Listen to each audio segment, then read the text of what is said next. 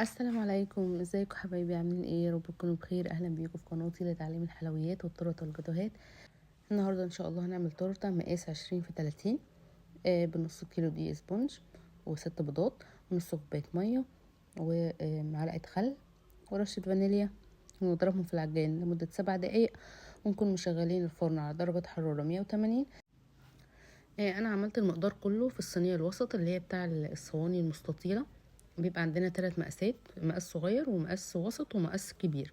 انا عملتها في المقاس الوسط، وعندي كان مكتوبه 22.5 في 30، يعني 20 في 30. وجبت الدقيق الاسبونج وضربته كويس 7 دقايق مش اقل. انا بجيب دقيق اسبونج فانيليا، وبعد ما يتضرب خالص 7 دقايق اروح حاطه عليه 3 معالق كبار كاكاو دريم خام، او لو عندك اسباني خام مفيش مشكله. احطه عليه في الاخر خالص، واروح ضرباه دقيقه واحده بس. وبعد كده ابتدي احطه في الصينيه اكون مبطناها بورقه زبده، ومن الجناب كمان معليها من الحواف شويه، لان الصينيه متبقاش عاليه مش زي الحله اللي هي العاليه بتاع الاسبونج. الصواني دي بيبقى ارتفاعها مش عالي قوي، فانا بضطر اعلي بورق زبده عشان الخليط لو عالي مني في الفرن وانا مش حاطه الورق ده هيفور على الجناب، وكده كده الكيكه هتكون باظت. فالورق ده بيحميني ان الكيكه لو ارتفعت معايا جامد ما تقعش من الجناب. قعدت معايا في الفرن بالظبط 35 دقيقة، واختبرتها وطلعت الخلة تمام ما فيهاش اي حاجة.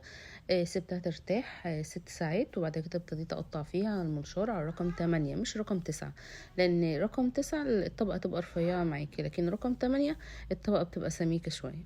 هنا بالظبط طلعت لي 3 طبقات كبار. ابتديت بقى جبت بورد مقاس 30 في 40.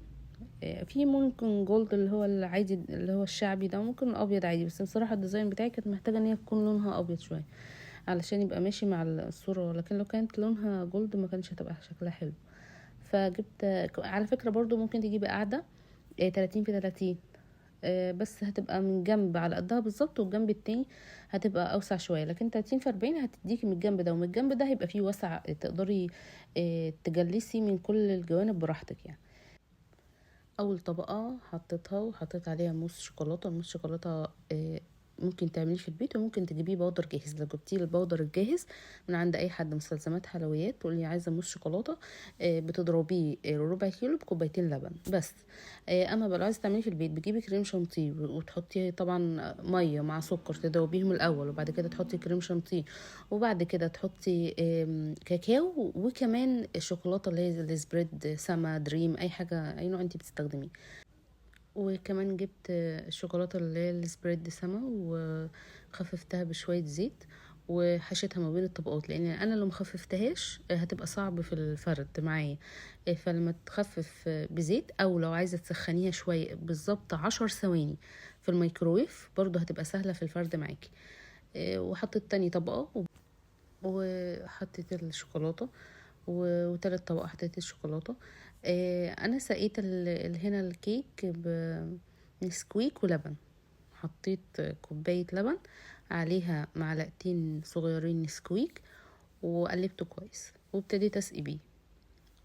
سقيت اول طبقة وتاني طبقة والطبقة الاخيرة، وكان باقي كريمة من التجليس عملت لها الكرامب كوت، ودخلتها الفريزر حوالي ساعة تمسك نفسها عشان اعمل لها الفاينل فينش.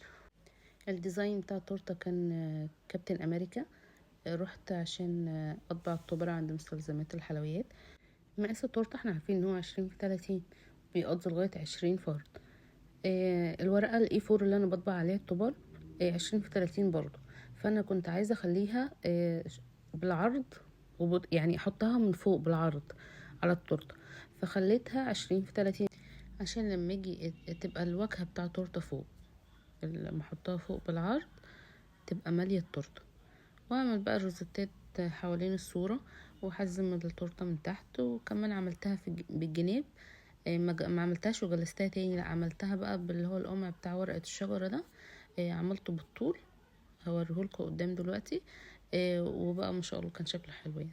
وهنا كنت عملت التورته وبيتها في التلاجة، خلصتها وحطيتها، ما نحطهاش في الفريزر بقى، نحطها في التلاجة عشان لو هتسلميها تاني يوم تكون الطبقات شربت من بعض وبقت جوسي كده وطرية. وبس.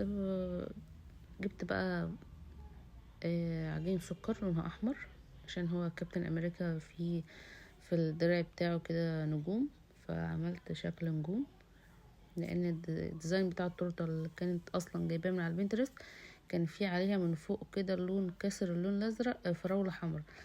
بما ان ده مش موسم الفراوله فانا حاولت اتصرف يعني انقذ الموقف، وحطيت نجوم كده كبيره من الاربع زوايا، وكمان عملت نجوم صغيره بالازرق وبالاحمر وحطيتها في الجناب.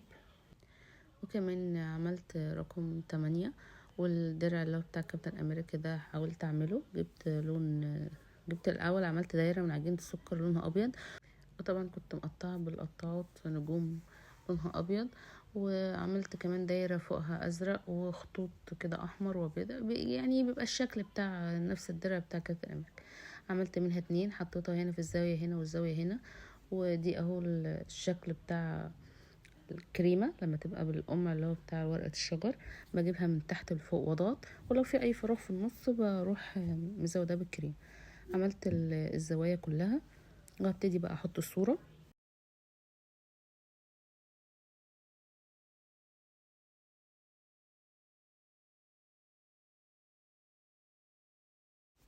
ده علشان ورق طبر فضد المية اصلا، يعني الكريمة مش هتبوشه، فما حطيتش عازل ما بين الكريمة والورقة.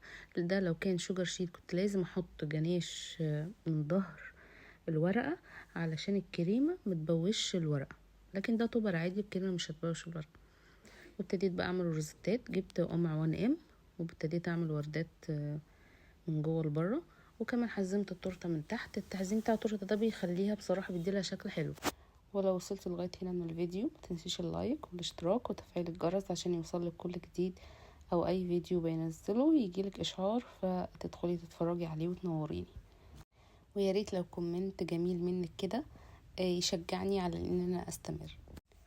وهنا بقى انا كنت بعد الروزيتا من اللي فوق فحته لون ازرق نزل على الابيض، فعالجت الموضوع وحطيت نجمه كده في الحته اللي هي نزلت عليها على الكريمه البيضه دي، وابتديت بقى الزق الحروف على البورد. انا هنا بلزقها بعجينه، لا بلزق عجينه السكر بعسل جلوكوز عشان بيمسكها قوي ما يخلاش تتحرك يعني.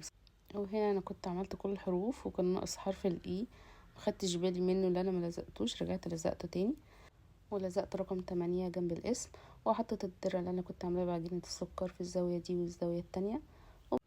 وده كان شكلها النهائي. يا رب تكون عجبتكم، واستنوني ان شاء الله في فيديوهات تانية كتير. مع السلامة.